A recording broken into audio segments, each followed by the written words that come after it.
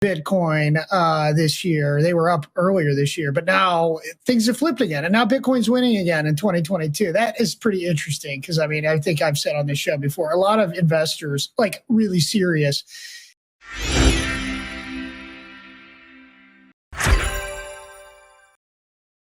Brad, I find it interesting. Last week we said $45,000 was the level to beat. We've gone above that. Where do we see support and resistance? What's the key breakout? Well, yeah, that was, I mean, one thing I just like to throw in here is, Bitcoin was had a really horrible start of the year, January, and then it kind of came back a little bit in February.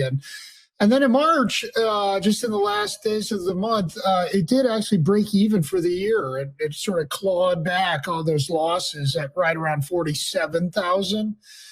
So, I mean, just from like kind of like an accounting standpoint, that's kind of an interesting level to think about. 47,000 is sort of break even for 2022, which is impressive, in the market, the broader macro market we're in right now, where stocks are down like 6% year to date. So that March really sort of flipped. Stocks had been losing less than Bitcoin this year. They were up earlier this year, but now things have flipped again. And now Bitcoin's winning again in 2022. That is pretty interesting because, I mean, I think I've said on this show before, a lot of investors, like really serious institutional investors, are just herd followers. That's all they do, is they just chase returns. They'll come out with all kinds of mumbo jumbo on why they're doing this and why they're doing that, but really all they're doing is just chasing returns. And so, that could be a good sign for Bitcoin. These like reinforcing cycles. People see returns going up. They might kind of like an early indicator for the rest of the markets. It could be, yeah. It's just like more, fear and greed. But I think so. 47 is a good level to look at. 45, as you said, has kind of been, you're either above that or below that. And the 48,000 is the 200-day moving average right now. So that could be another level above that. Dominic Dantes, our analyst, is looking at 51 as a potential target. On the downside, we're looking at maybe 43 or 45. So we're still, things turning maybe a little less bullish than they were last week, but still kind of, people seeing us kind of in this range right now.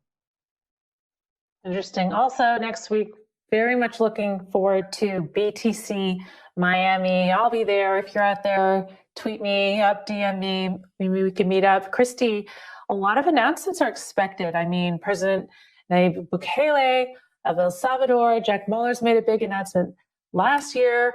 What are you looking forward to?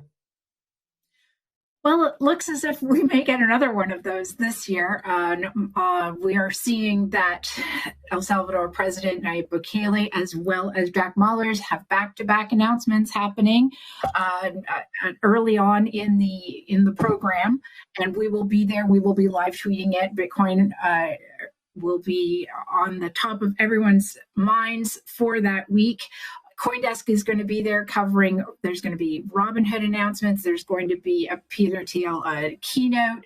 We've got something from Samson Mao, who's going to be making an announcement. BitPay, Cynthia Lummis is going to be having a fireside chat, and we will be covering all of it here on CoinDesk. So I'm super stoked to see. I won't be there, but our crew will be there, and it's going to be quite the event. So really looking forward to see what kind of announcements come out of that. Definitely. Yep. Looking forward to next week. All right. We're going to wrap it up. But just before we do, it's April Fool's Day. And so I want to trade some of our favorite tweets we've been seeing on Twitter of just like the outlandish news. Christie, this is one that you pointed out to us. Tell me what's going on. Lord. I mean, could there be a better Bitcoin April Fool's tweet of a washing machine powered by Bitcoin called Bitwash with Bitmain, and I don't know, maybe you launder your Bitcoin in it. I just thought it was adorable. A nice, easy visual and fun, a really fun tweet to see. All right. My favorite one was from My favorite one was from Vitalik Buterin. He did an epic troll of Bitcoin maximalists. He wrote a whole Medium article on Bitcoin maximalism in defense of Bitcoin maximalism. I'll just read one part of it. It's better to make your protocol, he's referring to Bitcoin, too simple and fail to serve 10 low-value, short attention span gambling applications than it is to make it too complex and fail to serve the central sound money use case that underpins everything else. He concludes, be brave, fight for your values, be a maximalist. Now, reading this, it's really up for interpretation. You could read it and say, oh, Vitalik is just completely messing around. He's just joking, speaking in jest. But I'm sure there are some Bitcoin maxis out there who are just sitting back and saying, yeah, that's right. So I like that. It's very subtle. Depending on David Morris your came point out of with view, you could go either way. David Morris wrote a really excellent opinion piece about exactly that this morning.